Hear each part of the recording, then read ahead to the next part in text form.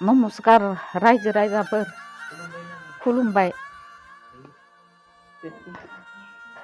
आंनि फिसा हौवा निजे फिसा हौवानो आंनि किडनिखौनो होनो नुमायदो।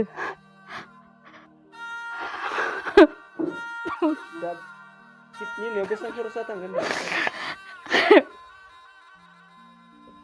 10 लाख 12 लाख थांगोन आंनि फिसा हौवानो।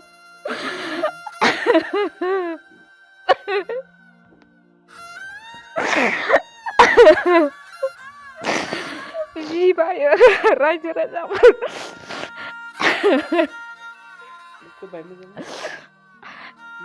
जि हायो रायजो राजाफोर आंनो बाहायमान फैसानि थाखाय खहायो।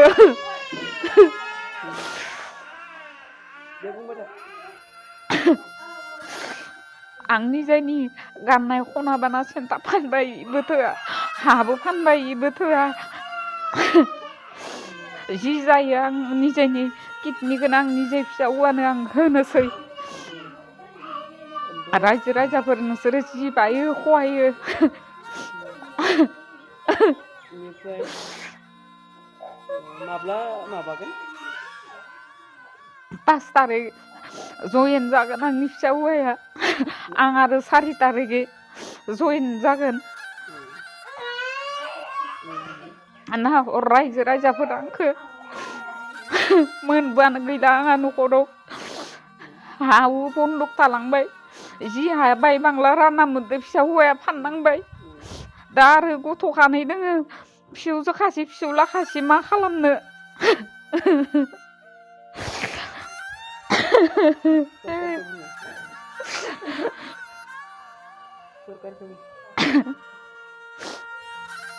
खुलुमबाय। आंनि मुङा नरमेन दैमारि। आं दा 2019 मायथाइनिफ्रायनो किडनिनि बेराम जानानै दोङो। दिनैयावलागै सिकित्सा खालामबाय थादो नारायना सुपार स्पेसियेलिटि हस्पिटालाव। माने दा डायलिसिस खालामबाय थायो सप्तायाव खननैयै। बेबायदि गोबां खालामबोबाय, माने दिनैयावलागै 12 लाख थांबाय। दा किडनिखौ ट्रान्सप्लान्ट खालामनो थाखाय गोबां रां नांगौ जानानै फैदो।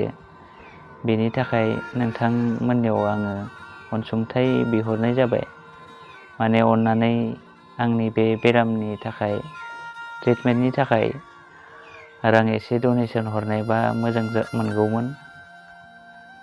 दा आङो दा गोदान सरकारनिफ्रायबो दा बेखौनो बुंनो लुगैयो दि माने आंनि बे बेमारखौ माने डनेसन होनायमोनबा एसे गोजोननाय मोनगौमोन। आरो जोंनि आसाम सरकारनि आयेन आफादनि बिस्वजित दैमारि सारखौबो खावलायनो लुगैयो दि आंनि बे किडनि ट्रान्सप्लान्ट खालामनायनि खामानिखौ जाफुंहोगोन होननानै आं मिजिंथिबाय। खुलुमबाय। दा सप्तायाव आङो दा खननैयै डायलिसिस खालामनो गोनां जायो नारायना हस्पिटालाव। गोदोथ' सानभेलियाव एडमिट जादोंमोन आङो 2019 मायथाइयावनो। आरो बेनि उनाव नेमकेयार हस्पिटालावबो भर्ति खालामनाय जादोंमोन, बेयावबो साक्सेस जादियासै। बेनि उनाव आयुर चन्द्र हस्पिटालावबो सिकित्सा खालामनाय जादोंमोन, बेवहायबो जादियासै। नाथाय लास्टाव किडनि ट्रान्सप्लान्ट खालामनांगोन बुंनायलाय माने नारायना हस्पिटालाव खाथिनि हस्पिटाल बेयावनो खालामगोन होननानै थिरांथा खालामनायसै न'नि सुबुंफोरा। दा बर्थमानथ' जोंहा बिदा फंबाय 3 दङमोन। 3 बिगा हा होननाय दङमोन। बेवहाय माने आंनि भागोखौ फाननानै नायनाय जाबाय। दाथ' उपायानो गैया फानफिननायनि।